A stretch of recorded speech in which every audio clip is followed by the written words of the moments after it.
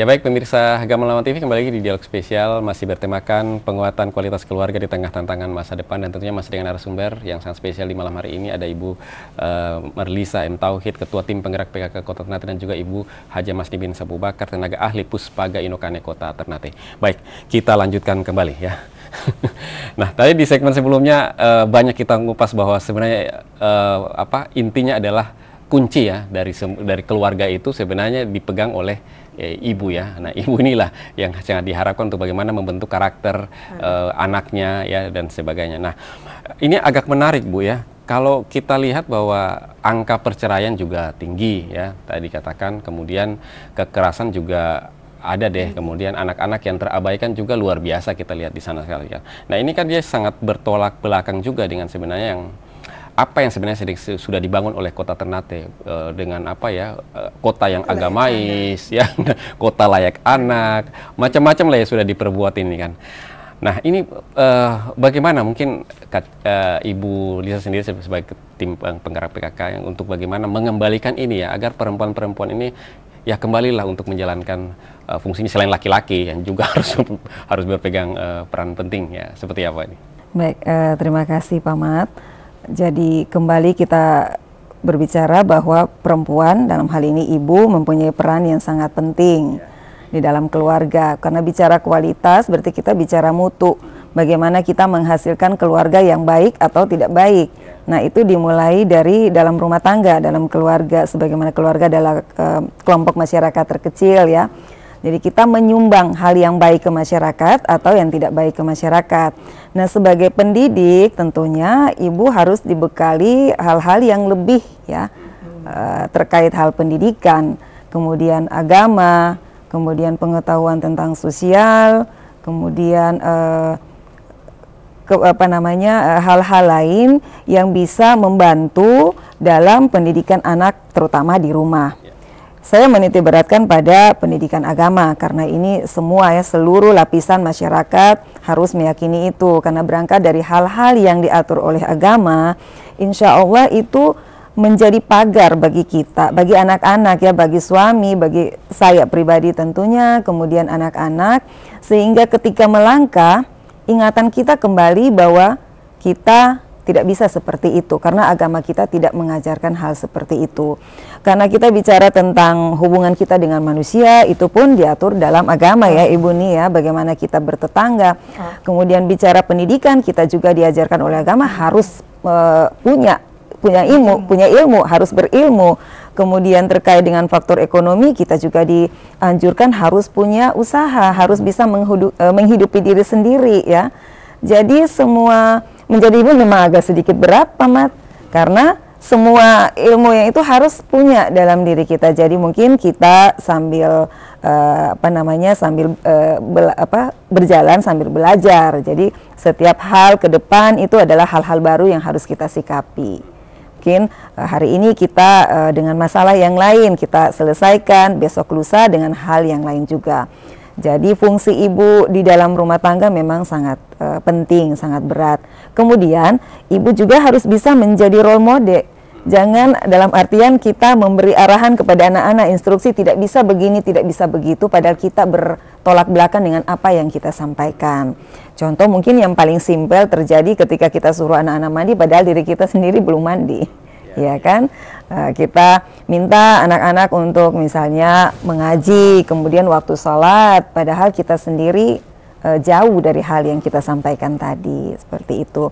Kemudian yang saya menitik beratkan adalah pendidikan akhlak kepada anak-anak. Itu yang menjadi hal yang terpenting bagi saya, karena bagaimana mereka akan keluar bergaul dengan orang lain, bukan dalam lingkungan rumah. Kemudian bagaimana mereka bersikap kepada orang yang lebih tua, kemudian kepada yang lebih muda. Jadi intinya adalah pendidikan ibu harus dibekali dengan bekal ilmu terutama agama, kemudian pendidikan lainnya untuk bisa mentransfer itu kepada anak-anak. Karena yang keluar nanti adalah anak-anak, mereka keluar dari zona nyaman di dalam rumah, taruhlah seperti itu. Kita juga harus menyiapkan mereka dalam berbagai kondisi Pak Mat, kalau menurut saya. Sekali-sekali mungkin kita bisa istilahnya menciptakan kondisi yang mereka merasa susah, kemudian merasa harus menyelesaikan sesuatu masalah yang harus dia selesaikan sendiri. Karena apa? Itu untuk menyiapkan mental mereka ketika nanti keluar di masyarakat, seperti itu. Ya, baik. Lalu bagaimana ya kalau misalnya kita lihat di Ternate ini kan juga pernikahan usia muda kan sangat tinggi ya, apalagi di masa pandemi ini. Nah ini juga tantangan juga kan untuk keluarga ya, antara ibu yang melepaskan anaknya, kemudian pemerintah kota juga, karena ini juga memberikan kontribusi terhadap angka perceraian, kekerasan dan sebagainya. Nah ini apakah ada rumus-rumus tertentu yang untuk kita menyikapi ini ya, agar ini kan sudah terjadi ya, maka munculnya Perwali nomor 2 kalau tidak salah ya, tentang pencegahan pernikahan usia muda, khususnya di Kota Ternate. Baik Pak Mat, pencegahan pernikahan di bawah usia 19 tahun. Kalau melihat itu dari berbagai aspek ya Pak Mat, kalau secara kesehatan memang iya tidak dianjurkan seperti itu terkait dengan alat reproduksi khususnya perempuan. Kemudian mungkin dari segi sosial ekonomi, terkait dengan kebutuhan rumah tangga sehari-hari tidak bisa kita pungkiri bahwa itu menjadi hal yang dibutuhkan. Kemudian untuk menyikapi itu berarti pendidikan kepada orang tua. Nah, sekarang kita bertanya kenapa perkawinan itu terjadi di bawah usia 19 tahun, ya kan? Tidak terencana sepertinya.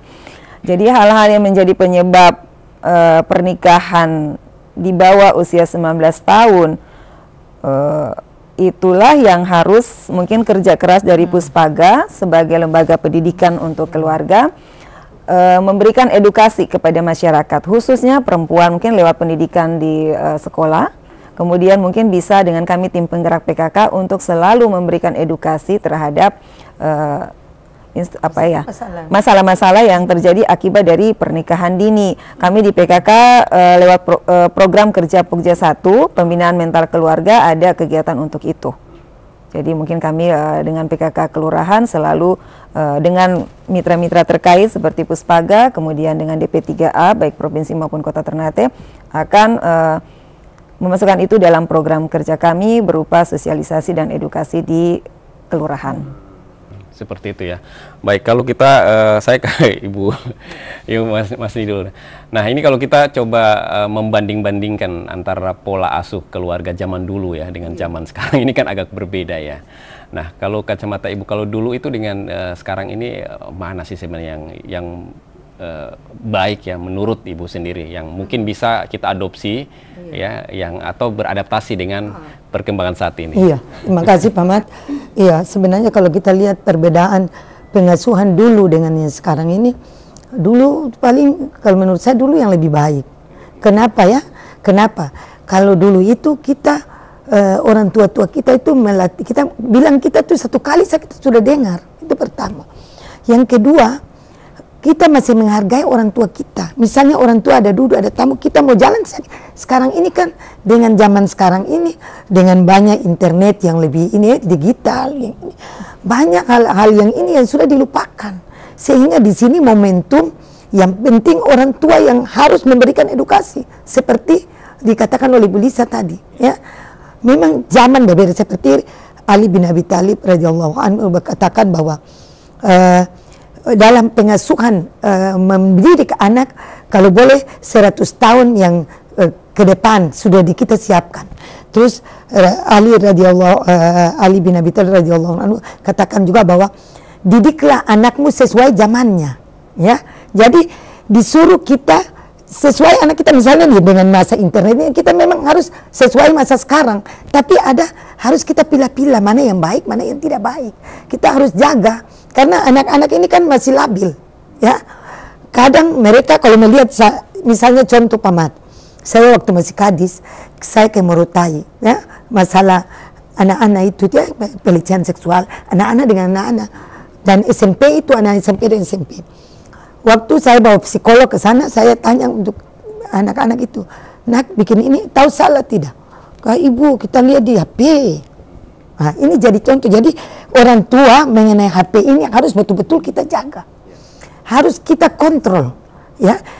Seperti Ibu Eli Risman katakannya, ahli parenting ya, pengasuhan anak yang baik. Anak-anak di dalam kamar 2 jam saja dengan internet bisa mengganggu otak kiri mereka, dan mereka akan melaksanakan sesuatu itu mereka tidak sadar.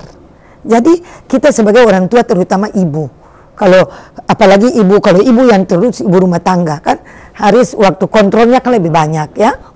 Selain kita yang kerja, sedangkan walaupun ibu yang kerja juga saya rasa kan ketemu si cek anak kita selalu dibilang sama baru-baru saya dengan Ustadz Usman. Ustadz bilang kadang kalau orang punya binatang hilang, ayam apa mungkin dicari kan, sedangkan anak-anak maghrib lewat sampai jam 10 malam tercari, orang tua semua di rumah diam. Ini tanggung jawab kita, dan hal-hal ini bisa terjadi perkawinan dini dan lain-lain. Saya ingin sampaikan tambahkan mengenai perkawinan dini karena kebetulan saya dipakai oleh Wahana Visi Normala untuk isi itu, dan sama-sama dengan Pemat juga. Jadi perkawinan dini ini sebenarnya akibatnya kembali kepada orang tua, kontrolnya orang tua. Ya, orang tua harus bijaksana. Orang tua harus menjaga anak-anaknya tuh dengan baik sesuai ajaran yang dianut. Ya, saya rasa seperti beliau bilang, ajaran agama Kristen mengajak juga kebaikan, agama Islam semua mengajak kebaikan. Kembali kepada anak-anak akhlakul karimah. Jadi kita menjaga mereka, mendidik mereka dengan kasih sayang. Orang harus ada beberapa tipe yang harus kita jaga dalam rumah tangga ya. Untuk suami maksudnya istri juga anak harus saling melindungi. Yang pertama, kita saling melindungi anak kita, juga kita melindungi suami kita. Suami juga begitu timbal balik ya, saling memaafkan. Apabila ada kesalahan, suami salah atau kita salah, kita berani minta maaf. Salah, kita akui bahwa kita salah, dan kita akan merubahnya dengan baik ya. Terus saling mengajak kepada kebaikan. Misalnya suami, kalau suami ada salah, istri, Pak, ini salah, ini mesti begini, ini yang betul. Kenapa tidak mencari solusi untuk kebersamaan keluarga yang bahagia, keluarga yang hakiki? Ini yang paling diutamakan. Perkawinan dini dengan adanya Perwali nomor 2 tahun 2021 ini, karena memang perkawinan dini di sini terjadi banyak, Ibu Lisa. Dari hasil dengan dari pengadilan agama ya, katakan bahwa banyak perceraian, malahan ada yang baru kawin 2 bulan 3 bulan super gini pengadilan cerai lagi. Ini kan karena perkawinan di usia muda belum maksimal. Saya ingin sampaikan Undang-Undang Nomor 1 tahun 74 tentang perkawinan ya, maksimal umur untuk perempuan 16 tahun, laki-laki 19 tahun. Sudah diperbaharui dengan Undang-Undang Nomor 16 tahun 2019, itu dua-dua harus 19 tahun, dan itu minimalnya ya, jadi paling kecil. Kalau misalnya kalau ada sekolah, jangan, karena nanti putus sekolah akibat tadi sudah dikatakan Ibu Lisa, akibat perkawinan dini, ekonomi juga belum mapan. Akhirnya itu banyak bilang pengadilan agama itu Pak Konoras bilang terjadi perceraian karena dua-dua kan tidak bisa belum kerja, putus sekolah. Akhirnya dengan kehidupan yang begitu sulit sekarang ini, akhirnya cekcok terus, tidak, akhirnya pergi ke pengadilan minta cerai. Katanya sudah tidak cocok ya. Terus juga dari segi kesehatan, Ibu Lisa bilang tadi, belum reproduksinya belum mapan, sehingga banyak juga terjadi yang kanker rahim karena belum bisa melahirkan, sudah mesti melahirkan. Terus anaknya stunting, anaknya pendek karena gizinya tidak tercukupi. Ini hal-hal yang kita jaga supaya insya Allah anak-anak kita itu tumbuh jadi anak yang saleh, anak yang sehat, yang kuat ya, yang nanti menggantikan kita-kita ini ke depan. Jadi sumbernya kembali kepada orang tua. Orang tua harus dari ibu, terutama ibu. Kenapa Rasulullah menyebut ibu sampai 3 kali waktu ditanya, ya Rasulullah, siapa yang saya harus hormati? Ibumu. Siapa lagi ya Rasulullah? Ibumu. Siapa lagi ya Rasulullah? Ibumu. Siapa lagi ya Rasulullah? Ayahmu. Ibu 3 tingkat lebih daripada ayah karena pengorbanan ibu yang begitu besar.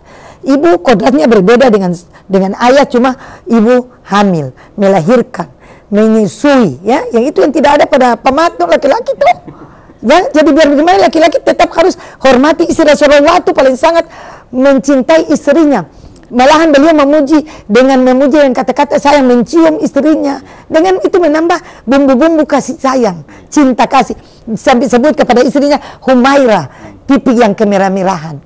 Kenapa kita tidak mengikuti keteladanan Rasulullah? Sehingga rumah tangga yang kita harapkan insya Allah rumah tangga sakinah, mawaddah, warahmah Ini yang kita harapkan untuk kita semua, anak, suami, istri, mari kolaborasi dalam rumah tangga untuk kebaikan, ya, sehingga disebut karena selain itu kita juga mengajak anak untuk hablum minan nas, saling mencintai dengan temannya, menjaga hablum minallah dengan Allah, ibadah, juga hablum minan nas, sehingga dua-dua bisa jalan. Insya Allah hidup ini penuh ketenangan, kebahagiaan yang hakiki. Amin ya rabbal alamin. Baik, ya, luar biasa ya. Ini memang sebenarnya perempuan itu kan suka dipuji ya. Iya. Tapi belakangan ini kan kalau misalnya kita puji perempuan atau istri gitu, kamu cantik, cih apa? Itu berarti sebenarnya bilang memang alhamdulillah. Baik, kita akan break dulu sebentar ya. Saya coba nanti ke Ibu Lisa lagi. Kalau kita coba untuk menciptakan diplomasi ya di rumah makan itu, di rumah makan lah, meja makan. Meja makan. Apakah itu masih cukup efektif ya dalam hal untuk mengembalikan komitmen untuk membentuk kualitas keluarga? Nanti dijawab di segmen berikutnya. Baik pemirsa Agama TV, jangan beranjak dulu dari layar kaca Anda. Dialog spesial masih bertemakan penguatan kualitas keluarga di tengah tantangan masa depan. Akan kami lanjutkan kembali setelah jeda komersial berikut ini. Tetaplah bersama kami.